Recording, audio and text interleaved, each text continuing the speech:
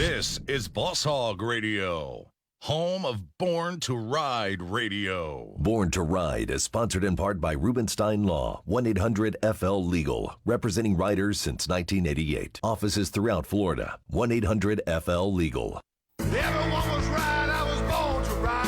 Born to Ride is a multimedia marketing and promotional machine with TV, magazines, streaming radio, and internet advertising opportunities. There are tens of thousands of motorcycles. We reach the people who ride them. Born to Ride. Find out more at borntoride.com.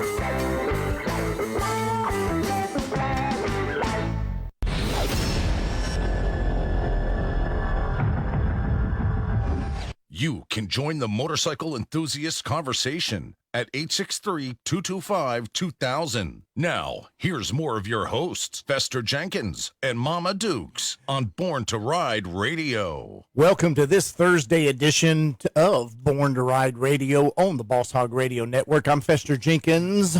I'm Mama Dukes, and we're in the studio again Thursday night with Ron and Debbie Galletti. Welcome back, guys. Hey, guys. How you doing? How was y'all's week? Oh, it was an interesting week, wasn't it? 2020 at its finest. Never a dull moment. I know. 2020 is savage, isn't it? 2020 is kicking my... Poor Mama Dukes has her own set of list of my issues goodness. here. Man, it was a good week. It just they fly by so fast, you know. Rain, weather, got rained out at JF Kicks. Accidents. Yeah. I was ready. Yeah. I was ready. Yes. I was going. Yep.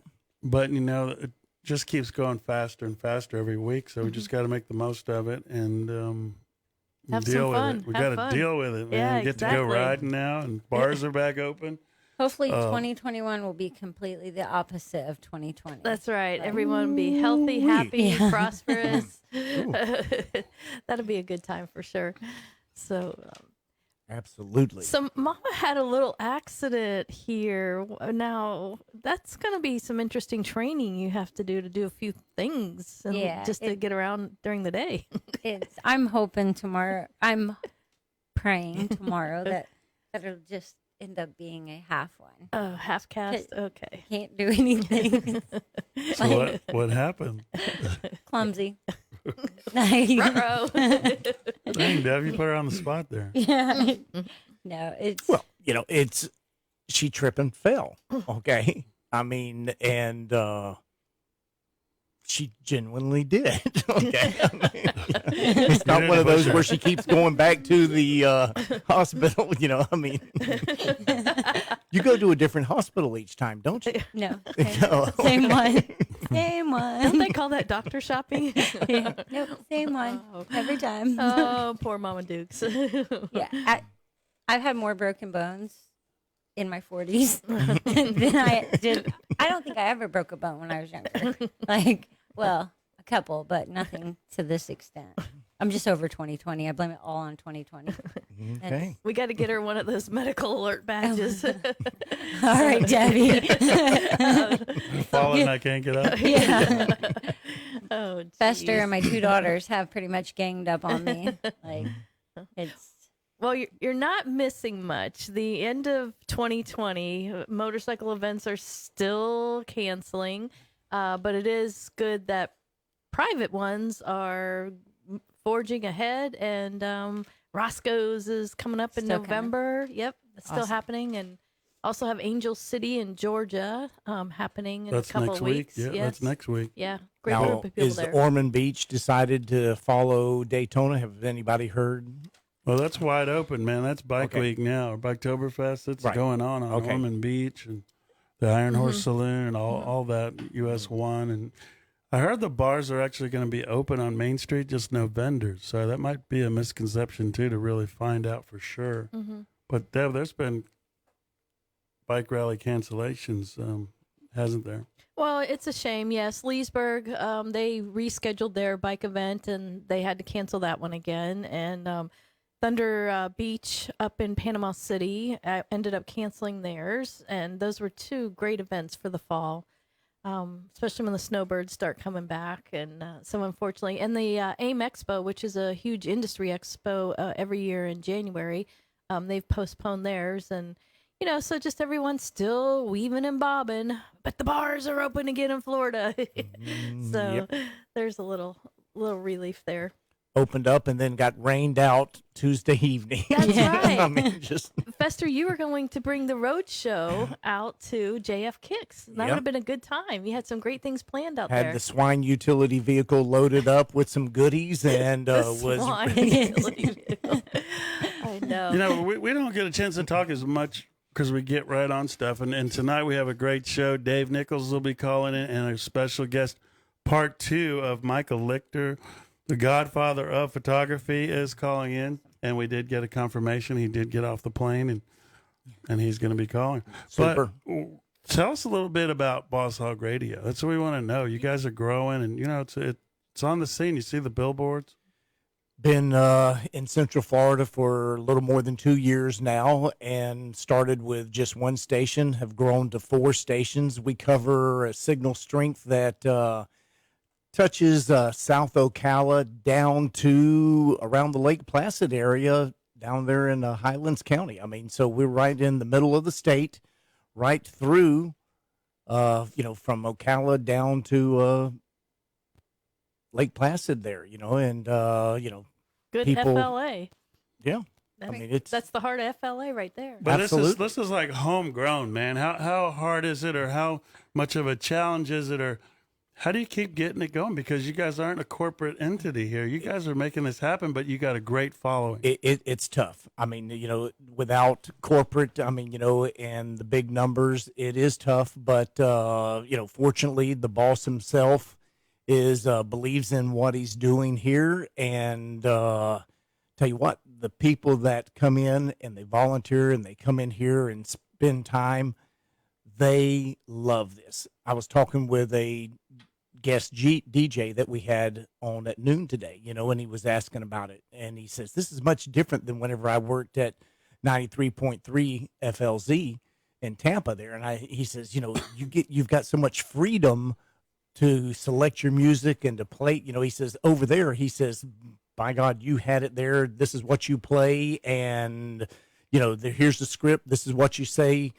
And you're in and out. And there's no freedom. And when we talk to the other DJs around Central Florida, they tell us, hey, man, I love what you're doing. I wish I had that type of freedom. And I think the listeners get that, and they can understand it. They can hear it. They can listen. They know that the listener line's there. They can call in and request. And because we go across practically all the genres, it allows them the ability to really be something unique and different.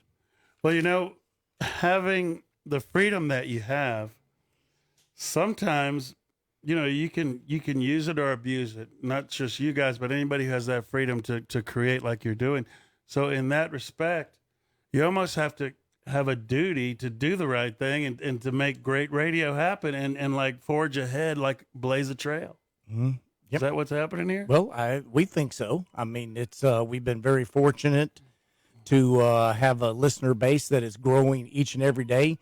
People run across us, friends tell them about us, and they come in and just give it a try, and they're hooked. Yeah, and you know what, people? If you haven't checked them out during the day, 24/7, it's always there on the app, right? Oh, always there on the app, 24/7. Yes, that's the power of technology there. You can be anywhere at any time with everyone. Well, and in your app is crystal clear. It's really a great application. The streaming service, yes. I mean, in other words, someone sits there and says, oh, well, it's an AM signal. And it is an AM signal, but we produce the stereo here in the studio.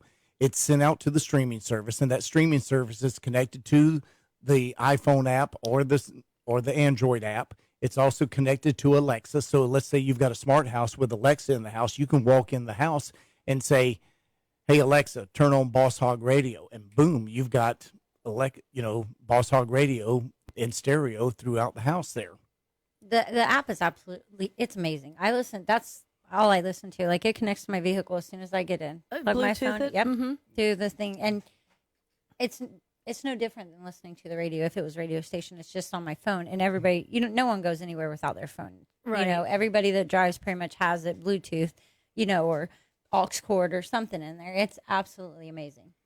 Like, even with it being an AM radio station, the app, like it's not your grandfather's AM radio station. It's not your grandfather's AM Right. radio station. That's for sure. Yeah. But the music. I mean, it's my music, his grandfather's music. It's just across the board, everything.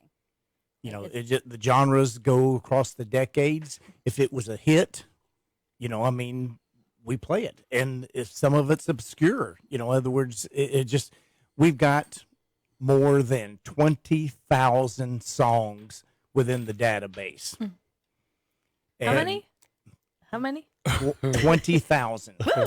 Yep. Well, you got a lot of talented people, and you got a lot of passionate people to help make a radio station happen. Like any old school radio station, they got that vibe where people really believe, and it's forging ahead. I think that's what makes this station special too. Yeah, man. We enjoy it. We enjoy. Well, being if you have, I have my daughter. She's 25, the oldest, and she grew up on all kinds of different music. So when she loves it. She listens to it. She has the app too. So it's just, unless you stick to one genre and and your that's your music and that's all you listen to, but it's a good station.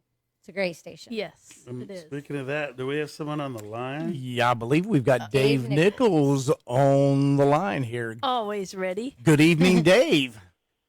Hey, Alexa, play Boss Hog Radio. There you go. Yes, sir. Clap, clap. That's right. You Amazing. That's all I had to do. I said that, and I'm on the air. How did that happen? You know what? You could ask Alexa, what is Nasty Savage? And that's my band, and it comes up on Alexa, too. It'll tell you all about it. Awesome. Alexa, Yeah. tell me what is Nasty Savage. Try that sometime. Make sure you get that savage part afterwards. Yeah. Yes. Yeah. Who is Nasty Ronnie? Yeah, it says it in there. It's unbelievable. I asked her for a Nasty Savage once, and I had to have some penicillin shots. At your own risk. I'm still feeling the pain. Right. So what's going That's on right. with So- Dave Nichols? Well, you guys, you ask, you get. We've got this incredible event coming up for Freedom Power Sports. It's going to be coming up here in October, and so I was actually writing that article for you guys before I called in, and it's pretty damned exciting. Now I'll tell you that. That's going to be at the Atlanta Motor Speedway, right? They got some celebrities coming and getting involved, but it's for a great cause. What did It you really get, man? is. Tell us the dirt on that, because you're on the set to get that story.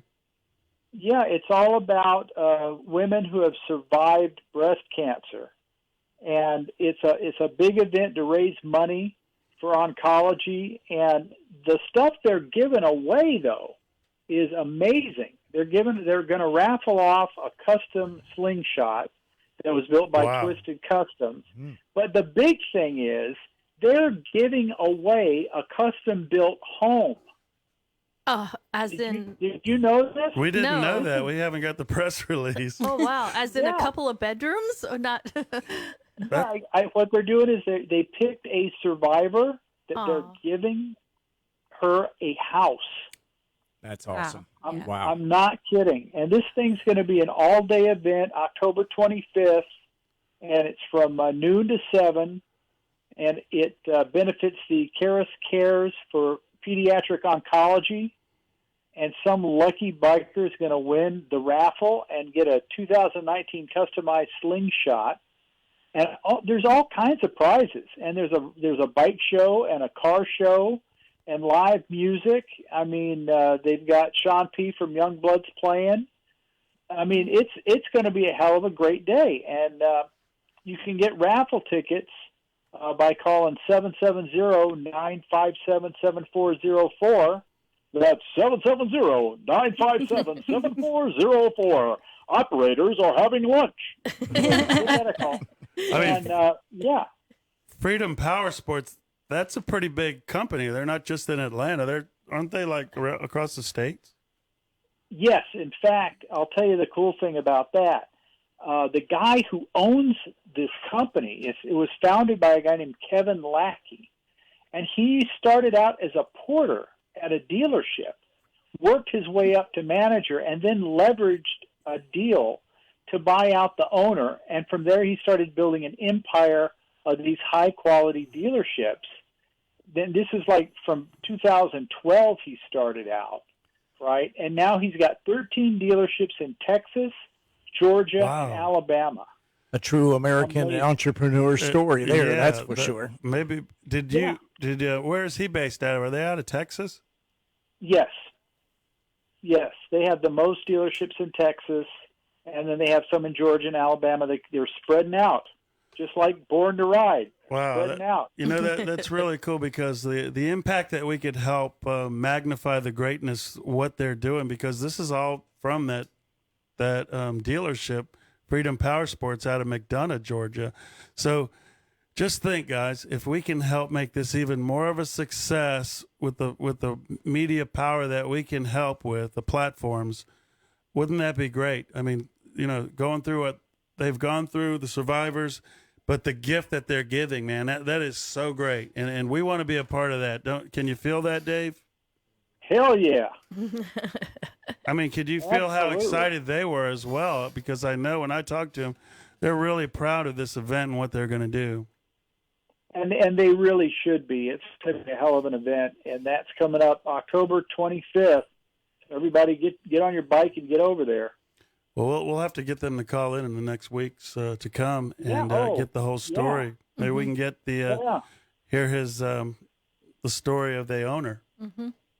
Absolutely, that would be fantastic. And apparently he's a very personable guy that he'd probably love to do that. And that would be awesome. Great job, man. Awesome. Thank you. Yeah, It's neat. It's really, it's like you guys said, we need to do something on this, and I jumped on it, and what a story these guys, though. Mm-hmm. Incredible. They were telling me they might even have Shaq and some big celebrities showing up or already calling to be a part of this to help out. Amazing. Bringing people together with the power of motorcycles, it crosses all boundaries, man. That's what's so cool about what we do. Yep. And nobody gives back more than bikers. That is a absolute fact. I believe that's a fact. That's for sure.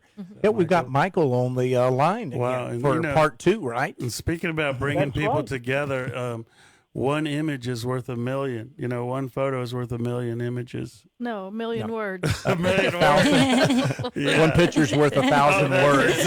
Okay. We're all screwed up. Boy, thanks, Deb. See there, I was just checking to see if you caught that. You did. You got it. But speaking of that, man, someone who captivates, our lifestyle is on the phone. He's gonna get part 2. We're gonna get in a little deeper in the art of his photography. Because I have to tell you, after part 1 last week, just driving home from the station here, a lot of things were sinking in. I kept thinking, wow, how did he do this? Wow. And I'm like, wait, we got to talk to him again. Yeah, absolutely. Yeah. So that's exciting. Man, we're ready to go here. Michael Lichter. Are you there, Michael? Well, bring him up. I'm here. Hey, guys. Hey. Hi. Nice to be back again. Thanks. Great to have you back. Well, we got to be straight. It's 1,000 words, not a million, or I'm going to be a week.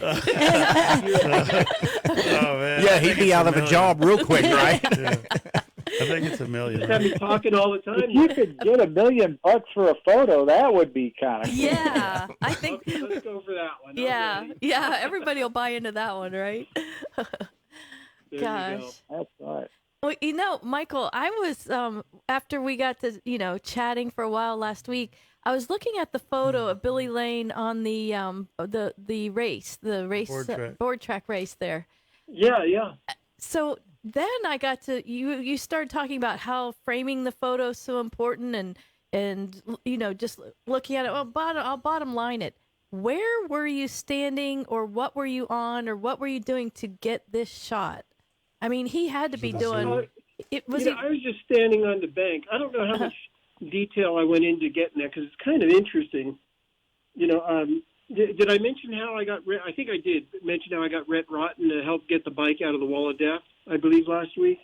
Oh yeah, this was the bike that was in the wall of death, the one that Billy Lane is sitting on page 17 in Born to Ride magazine. So I just wasn't sure. I guess I did tell that. Tell us a little bit though about that. Someone who might not have caught it last week. Oh, just how, I think I'd mentioned it. Sometimes you're out there, and when the light's good, you're almost looking for anything. I feel this sense of, the world is ending. I have to find something quick because it's so gorgeous out. And in this case, there was a empty track, and Billy was there just cleaning up. I think the day was over pretty much, and the light was perfect, which is so often my case with bikers. I'm out there on the road, the light is gorgeous, and everybody's in the bar, So the story of my life. But in this case, Rhett Rotten had that 1919 up in his wall of death about a half mile up the road. And so Rhett helped me get it out, and we got it onto the track, and Billy struck it up and just started racing.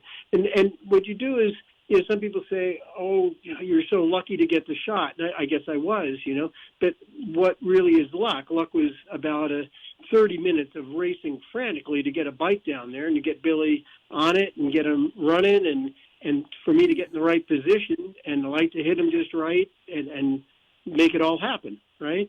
So there's a lot of luck, but, there's a lot of years of experience that go into making that luck come true.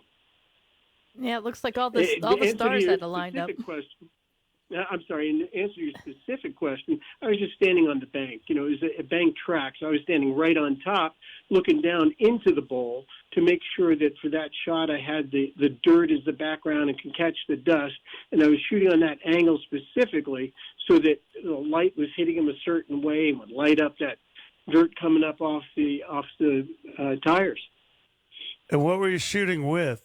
What kind of equipment? And that must have had. I'm shooting with zoom? a DSLR, so that was an 80 to 200 millimeter lens, and I believe it was probably set on 200 in this case. And There's a lot of decisions.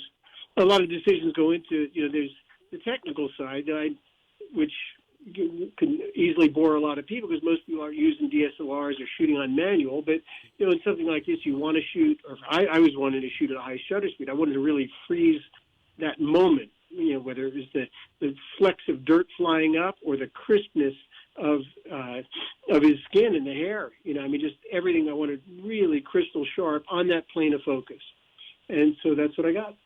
I mean, he's all in focus too. You definitely captured it. There's no doubt about that, Michael. I mean, that's just an awesome shot. Mm-hmm. It almost looks like one of those David Uhl paintings. It's that picture perfect, man. Thank you very much. But it stands out, so we had to make it a full page. And how, speaking about the art style, working with silhouettes. How cool is that when it gets down to the magical hour and beyond to be creative with silhouettes like you have on, it's page 16, Home on the Range photo. Let's talk about Home on the Range. With the motorcycle, I think it was a Sportster, wasn't it in there, I believe? Yep. I don't have it open. You get my it's the tent. It's the tent with the silhouette of the bike in front of it, the tent, the silhouette. Yeah, almost a purple image. Mm-hmm. And that's another case where you have a sunset, and it's like you're looking frantically to find something to shoot because, again, when the light's good, it's a large percentage of the success of imagery is light. Light is the language that I speak or that photography is made of. And so much is about the light. I mean, of course, there's composition, there's light, there's so many different elements into any photograph. But without good light, you have an uphill battle. Then it becomes more about the subject matter, the content, the composition. And I hate to say it, but light is almost a cheap shot. When you have great light, it's hard to go wrong. And you never seen me take a photo. I second that. I've waited, and Dave used to know that before maybe some of my accidents, and maybe, Dave, I can get back to it soon, but I used to play the penny whistle, an Irish tin whistle, and I I did that because I was a drummer for years, and you can't really carry a full trap drum set around, which I used to do when I was in a jazz band. But I can carry a tin whistle in my pocket. And as I said, bikers are in the bars when the light is golden, that magic hour. And so there's a shot going through the Needles Highway that I called The Journey. And there was a bike going away from the camera on a twisty road, and the sun was it was a setting sun reflecting, so it turned the road orange, and it was beautiful. But I got there 2 hours early. I knew it was early, but you start shooting anyway because you don't know where it's going to go. It could start raining. Nobody could show up. So I take pictures as people go by, for me and against me, and I'm standing there in the middle of the road with a camera on a monopod, so it's kind of just leaning on my shoulder, and I'm playing the tin whistle because nobody's going by. So I think I was playing the tin whistle for about 2 hours until I got the right shot. And I got the guy going away. The light was right, and I said, okay, good, time to go home. Sometimes it's like hunting. A hunter sits around and waits until he gets his shot. But I wanted to ask you something about the silhouette. Shooting a silhouette, do you think it has to leave imagination to the viewer, to the person looking at the photo, because they can imagine what that person is or who they are, or what they're wearing, or a little more in detail. It kind of makes you wonder when you look at, you can get real deep into that stuff, but that's kind of cool about silhouettes. It's a great point that you bring up, whether it's a silhouette, but there's other ways to achieve this. But I find, I exhibit my photography shows right now down in your area. Actually, I have there's a decent-sized exhibition of my work at the Ace Cafe in Orlando. Mm-hmm. And it seems like the pictures that people react to the easiest, okay, the ones I could sometimes be around, I'll hear people talking, or somebody shows their girlfriend a picture. And it could be a silhouette, or there's a shot I have of a motorcycle. I call it Storm Rider, and it's very blue, that feeling of being in a downpour, rainstorm, and there's a bike coming, not right at the camera, it's like 3/4. He's coming at the camera, but slight angle. And so it's similar in the sense that the silhouette, there's not much detail. You don't know who it is. And that's the truth with the same thing with silhouettes. And I find people react to that because just like you're saying there, people put themselves into that image. And I think it's like a fantasy, but it gets their memories going. I mean, I've had people look at that Storm Rider image. I point that out because I've heard people at an exhibition talking. One guy dragged his girlfriend over and said, "Oh, you got to see this picture of us. Remember that storm we were in? That's us right there." Because it brings back all those kind of vivid memories. And I think similarly with the one that you're pointing out with the silhouette and the bike and the tent, for some people now, they look back on it nostalgically and they say, "Oh, look how it used to be in back in the day when people were in a pup tent and had their just tent next to the bike," and so they look at it longingly and in that way. Or other people that do recall being in that same situation. Just it's a bike and a tent, and that's it. Well, it definitely gives some mystery, and the silhouettes are always cool shots. And we got to go to a break. When we come back, Michael, let's talk about the Burnout Pit in Myrtle Beach, South Carolina. Oh, sure. That's a fun one. All right. Hang on. You're listening to Born to Ride Radio on the Boss Hogg Radio Network.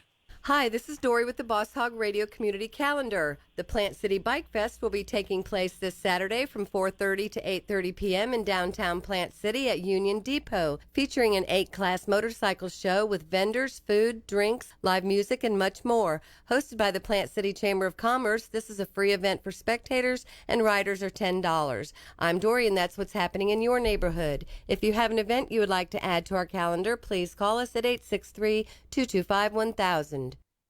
Check out the all-new BornToRide.com with radio, TV, industry, adventure, events, magazine, social media, and much more. It's the all-new BornToRide.com. Hi, I'm attorney Robert Rubenstein, and this is Rubenstein's Rules for Personal Injury. Rule number 1. Get an attorney. When you or a loved one have been injured by another's negligence, an experienced attorney can make a huge difference. At Rubenstein Law, we will find all of the insurance, make sure your injuries are documented, and work to get you the best result. While each case is different, a well-known insurance company's own study showed people with a lawyer on average got more money. Call Rubenstein Law at 1-800-FL-LEGAL. Find us on Facebook, Born to Ride TV and magazine, the ultimate multimedia biker experience. This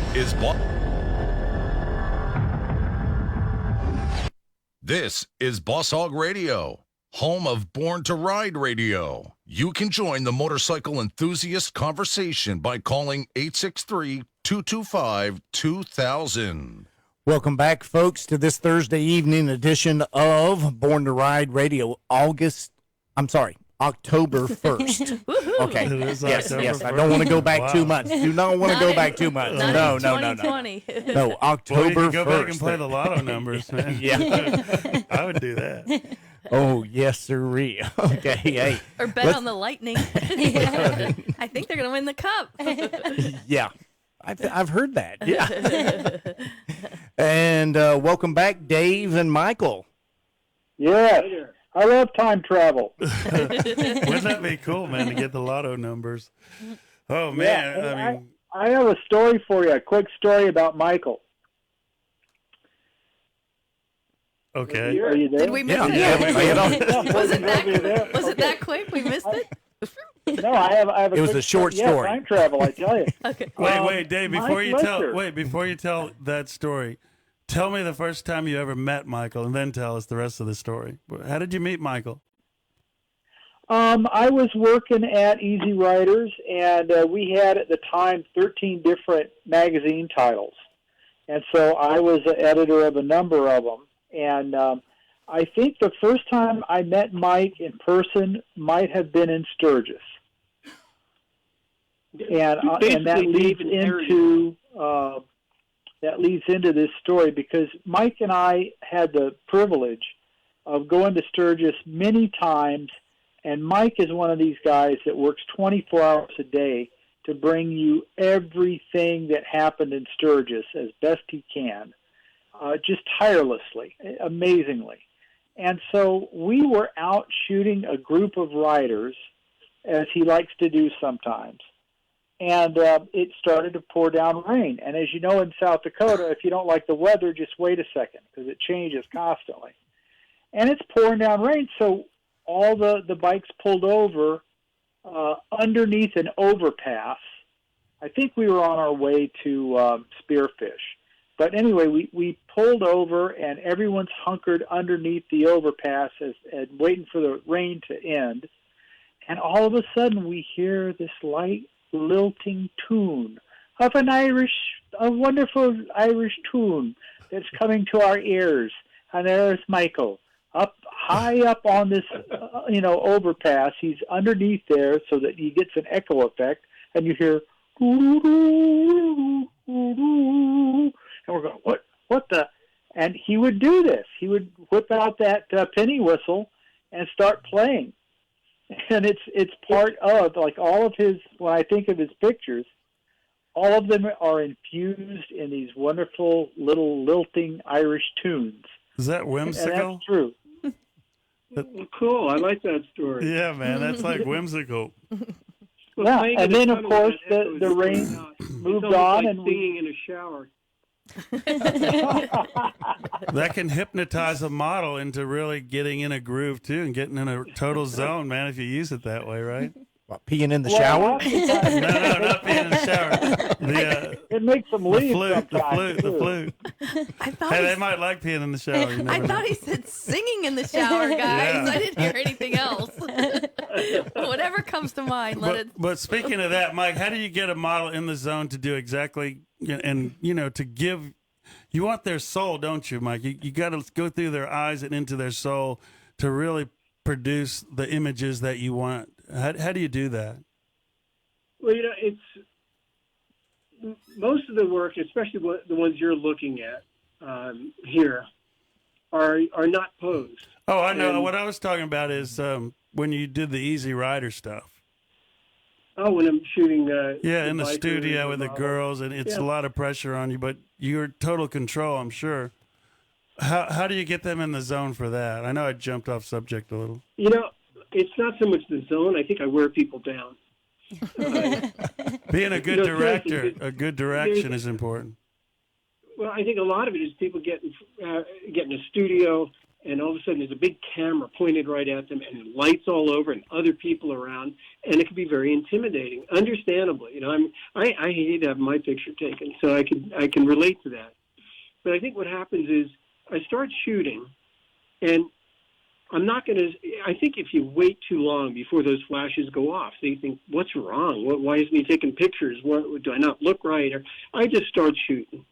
And I find that after a little bit, people warm up a little. Their defenses come down, and eventually they relax. Their shoulders will come down, and they get into a little bit, and they start. And then you start having this relationship with them, between them, you, and the camera. And so I think, to me, that has worked for me the best. It just people have to get comfortable, and you can do it with talking, or you can do it with just shooting. What happens when you have a subject that's like stiff and they're not like you thought they were going to be? Usually I know you're working with the right people, but once in a while you've had to have that. How do you overcome that situation where they're just not getting what you want? How do you make them do what you really want them to do? You just have to be persistent. I'm serious. You just got to keep going, but you have to be very careful, again, not to intimidate, not to make them uncomfortable. So all the time working to make them more and more comfortable and at ease.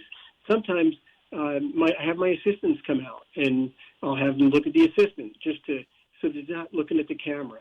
And then I'll bring their eyes back to the camera so they relax a little bit, and then I bring their eyes back. And each person's different. You work with them.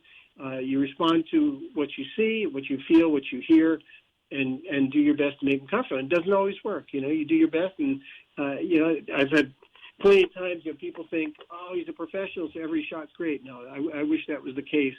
In a way, I wish it was the case, but in a way not, because you learn from your failures, right? So Sure. A lot of times it doesn't work, but hopefully when it doesn't work, you've learned something that you take to the next shoot. Right. What about, the art of the body? Some great, beautiful, lines and dynamics with trying to make a woman's body that art that it is. Or Jason's. So then We now all know who Jason is. change that to shooting a motorcycle. Wouldn't you say there's the same type of art and same kind of lines that you're trying to bring out in the art of a motorcycle? The curves and the beauty? I agree. I actually saw some photographs recently that were, it was like a feature, I forget where I saw it, but 2-page spreads, and on one page was a photograph of a bike and the other a woman, and they actually mimicked those curves. I thought it was brilliantly done because it does exactly what you're pointing out, using light to accent those curves, and that is true. But I think, and I love the way that photographer approached that. Truly, the art of the body and the art of the bike, they're combined. Typically, we don't have that luxury where we're going for one shot, especially, when you're under the pressure of a magazine assignment. You have to produce a lot of photos that fit different uses. It could be for a cover, a double-page spread, a fold-out, a lot of things. So you're dealing with different things there. But I do agree that done properly, that light can be used to accent and magnify and bring out the beautiful shapes, design, and forms that you see in both the human body or a motorcycle.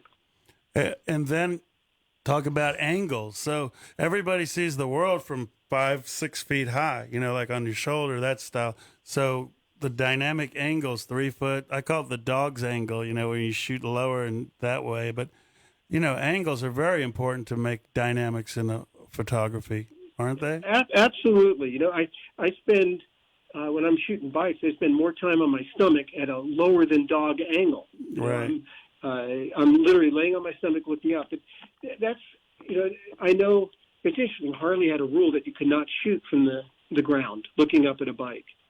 And that was because production bikes, typically they hide things under the bike and they're pretty ugly. But I don't agree with that philosophy because, like I said, I love looking up at a bike. I find it monumental to make the bike the hero. And the underside, it's part of the bike. And on a custom bike, usually that's pretty good. So I don't have a problem with that.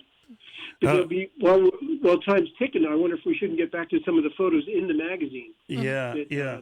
Because you mentioned hold on. Yeah, we're going to talk about the burnout for sure.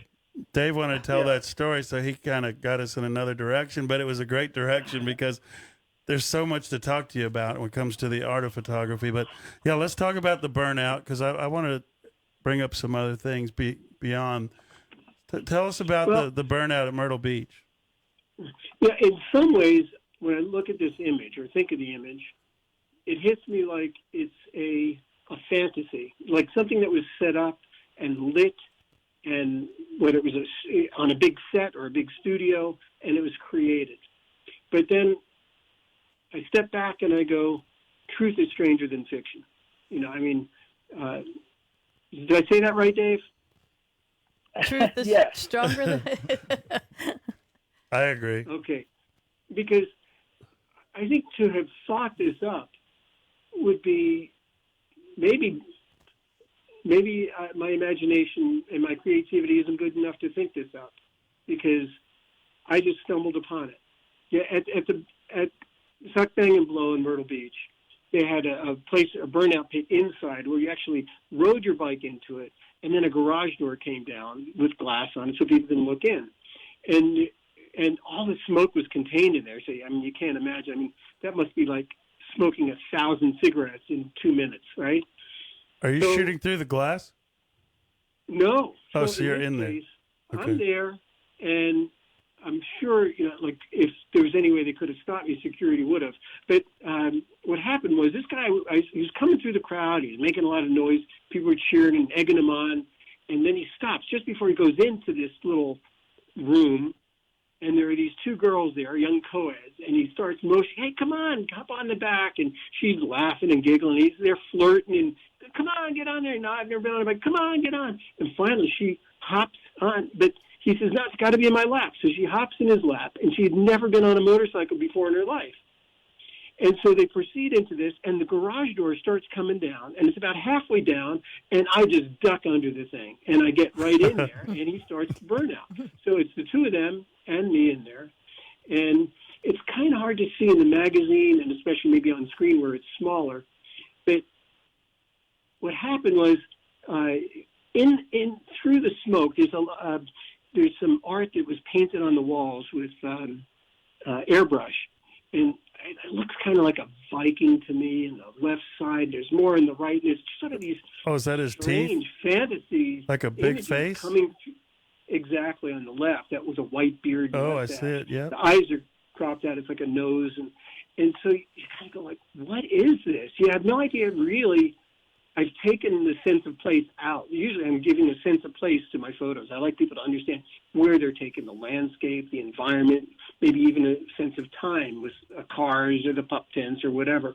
In this case, it was totally removed, and it becomes this, again, this imaginary world. And I call it Hold On, based, and I get the titles really right out of the photos. If you look at her right hand, she is gripping this guy's butt like you would not believe. She is holding on for dear life as if they were going 100 miles an hour. Of course, it's just noise and rubber and smoke going everywhere. But it attracted me, her smile, she just totally let go, and she's screaming wildly as this is going on. So, I really enjoy the image. And then there's also a little backstory to it, that after this was over, I was meeting Melissa Penland, who I believe you know from Hot Action Sportswear and from the Broken Spokes and Iron Horse Saloon. So I was meeting her for dinner, and she was with a few friends, and I was running late because I was taking pictures. So it's really hard for me to get away. If there's still pictures to be taken, I keep going. But I got this, and I jumped into this rental car I had, scoot over to the restaurant. It was really crowded going through the bar area, and they were already at a table. And I pull up to the table, and there was a seat for me. I sat down, and everybody looks at me like I was from another planet. I'm like, what's up? I'm sorry I'm late, but I'm here. And they're going, no. Like, what happened to you? And I go, the rubber. No. And they go, you need to go take a look in the mirror. Go to the bathroom and see what you do. I go to the bathroom, and I am in blackface. I am so black that you can't imagine it. And I I'd used some soap, but it just kind of mushed the rubber around. And then even worse than that, the seat of the car, I was so covered in rubber. The black was all over a cloth seat. I was freaked. I spent over $75 on cleaning solvents to try to get this clean. I mean, it was unbelievable. So that was the backstory on there. So sometimes you do whatever it takes to get a photo. And I think with burnouts, you have to watch out for your lens, of course, and you always have to kind of not be right behind the tire. And also, the smoke will come fill so fast. So you kind of got to go with the way the bike, sometimes they do the circle burnout. So you just kind of got to go with it to keep that angle going. And it's always a challenge. We got a phone call. Again, I got a phone call here, but we're going to hang on a second. Michael, we do have one of our listeners that has asked me to ask you a question. Nancy wants to know if there's a difference between shooting a wedding or for a magazine. That's her question. Yep, that's a question. The difference between shooting a wedding and what else? Or shooting for a magazine. Okay, well, I'll take that meaning shooting motorcycles for a magazine or bikers for a magazine, maybe. That's just simply she posted this on the Facebook page. Ask Michael if there's a difference between shooting a wedding or for a magazine. Well, there's a lot of different ways to look at that. But I actually shot, I think, 3 weddings in the 70s. And then I was asked to do another wedding, but at that point I was already working and getting assignments. And I thought, you know what? The weddings, they want to know so far in advance. And I may get a call saying, hey, can you do this really cool thing in 2 weeks or 3 weeks? And so I made a very conscious decision to not shoot weddings. So that's one thing. Weddings are booked so far in advance. Okay. But hold that on. being said, she just corrected it. She said women. Okay. So clearly she didn't proofread before she. Maybe it was that spell check there. Yeah. A woman in a wedding and a woman at a. No, I think a woman or the motorcycle for the magazine. Yeah. You know what I mean? Okay. Okay. Well, yeah, there's a lot of difference there. But yeah, as far as shooting weddings go, in a sense, I look at that as a cultural thing too, because even when I shot weddings, I didn't do it quite in the traditional way. I treated it more like an editorial photographer shooting a motorcycle event, right? I mean, I just looked at it my goal is always to make the best pictures I possibly can. And yes, and I've probably to a certain flaw in my character or past, that I think I went out on assignments like Dave said. I covered it. I worked crazy hours to shoot everything. And Dave pointed out that I was doing it to cover everything. The truth is that I was out there just trying to make good photographs. And that brings up a question. Raw material out there. And so I worked endlessly. And in the process, I did cover the events.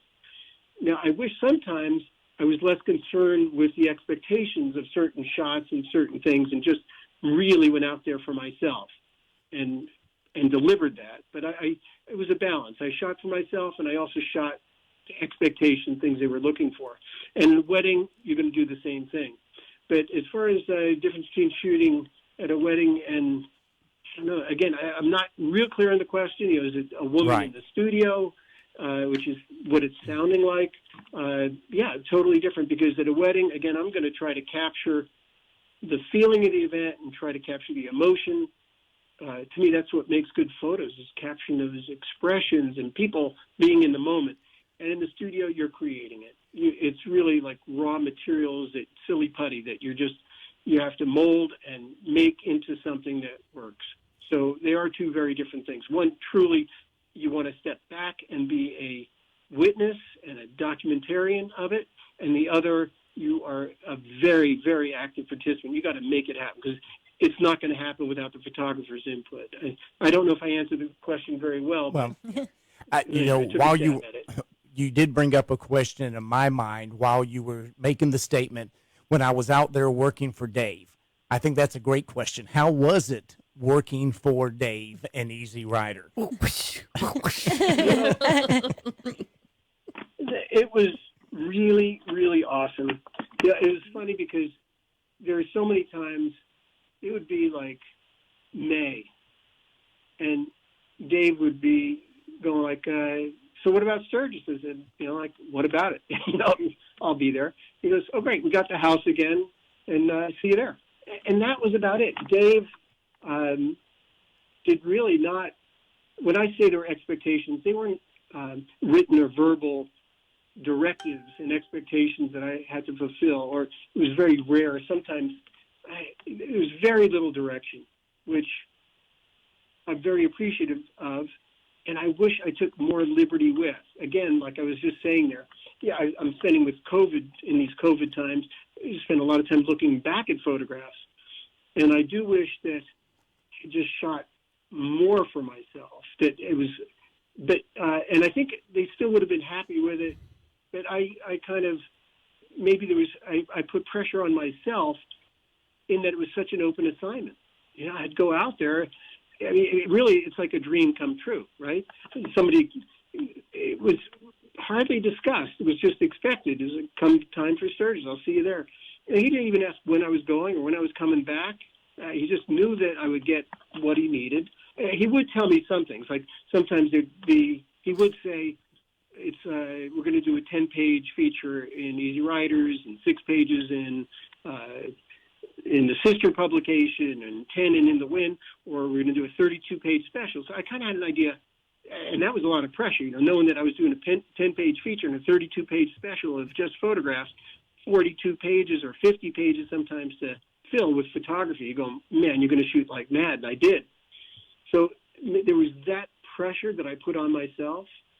And but other than that, it was awesome because you're told just go out, and there was faith, and you could ask Dave about this after, and that I would produce what he needed without the direction. And boy, could you ask for better boss than that? So that was cool. It was something that was a lot of pressure. It kind of changed when we went to digital, but going out with film, you go out with 80 rolls of film. I used to buy film I'd buy like 300 rolls of film at a time. And the reason for that was I wanted one batch. I was very critical with my film. I wanted to test it, make sure, that the film speed could vary. They say it's 125 ASA or something, but it varies. So I would buy batches of film, so I knew what to expect, and I'd test the film. Then I'd go to Sturgis. I'd be taking 80 rolls of film with you. It depends. If I'm shooting bike features, I even have a lot more than that. So you go out there, and you have this giant bag of film, and you go, I'd look at it and go, holy crap, that's a lot of pressure. There's nothing on there. It's just silver halides on plastic. It's like a blank canvas. And I got to come back, and I got to run this through the cameras, 36 pictures at a time, and I got to put something on there, and anything can happen. I mean, I could get rained out. My camera could break, and I may not know because you don't get the film processed till you get home. That was a lot of pressure. I'll tell you that because it was just all in the bag. You never knew. Can I just wrap that whole thought up by saying, if you've got Mike Lichter working for you, if you're lucky enough to have someone with an eye like Michael Lichter out there shooting Sturgis for you, you don't direct him, you turn him loose. And you will get an incredible scrapbook that anyone would be proud to own of everything the best of Sturgis. And that's what it is. You turn him loose and let him be exactly who he is. Man, that's amazing stuff right there. It's kind of historic. But, Mike, I've seen your work in a tight place like Willie's Tropical Tattoo. I mean, such cool stuff there. When you get there, you're probably there early throughout the day, but then at the end you get to get the awards and even more emotion. But when you get right in it, what are you looking for? Because you got to home in on just the images that you want to get. What are you looking for when you get in there? I hope I'm not looking for too much. I think sometimes I am, but I don't think that's a good thing because I think it's best to go in and to see what's there rather than looking for something that you had in your head. Sometimes it's good to go in with a few of those things so you have like your the backup. I don't mean what you're looking for. It's just what you see that your eye gravitates to go boom and start shooting it and knowing it's something you really love that while you're in that looking through your lens.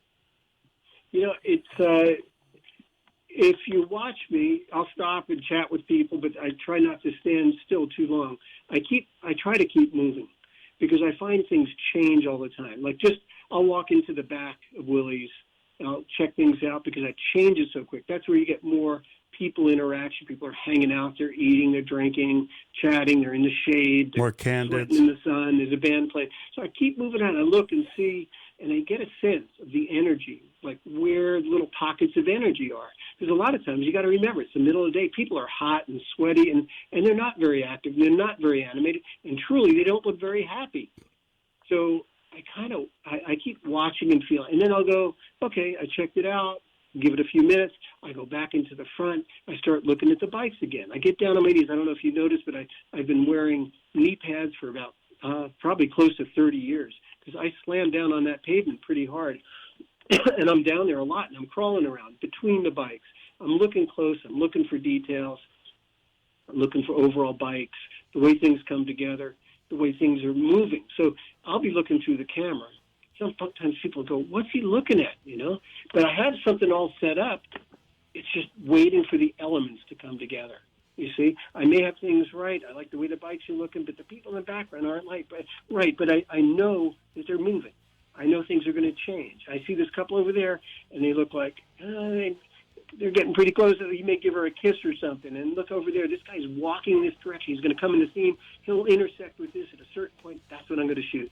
So you're always watching. You got to always be on. Your mind is so focused into watching these elements move. You think I'm talking about a movie or something, but you're just watching because if you think of what Cartier-Bresson called the decisive moment, which is like that moment when everything comes together, when all the elements, I consider it like layers of a photo, the foreground, middle ground, background. It's all got to work. And I think that's where people really mess up with their cell phones or point-and-shoot cameras, that they get out there and they love photography, they love motorcycles, they get out there and go, look at that bike, bam, shoot. They look at this, oh, cool, look at that person, shoot. But they're not looking at all the other layers that make an image, which in the end is going to be this two-dimensional, flat arrangement of forms and shapes that, of course, it's subject matter and content, but it's just two-dimensional. It's not what's in front and what's in back.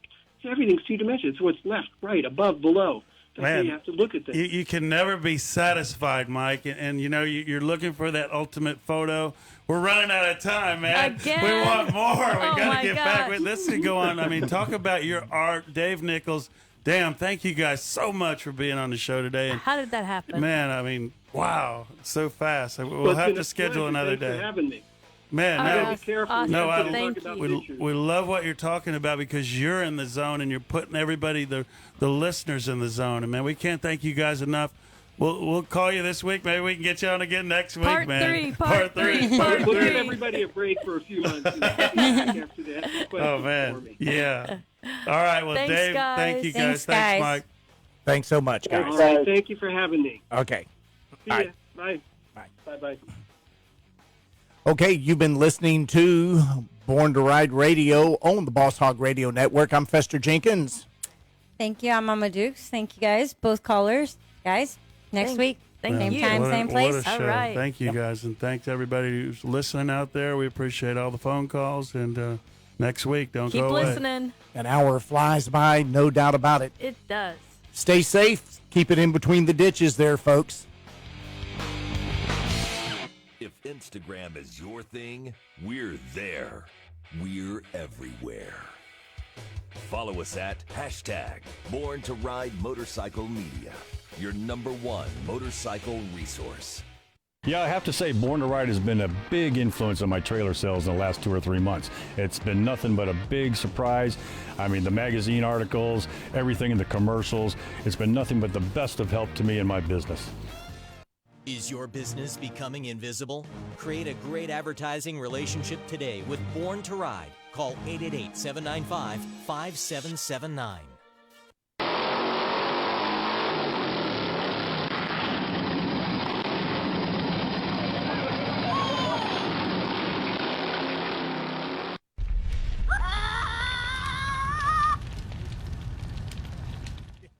Hi, this is Dory with the Boss Hogg Radio Community Calendar. The Plant City Bike Fest will be taking place this Saturday from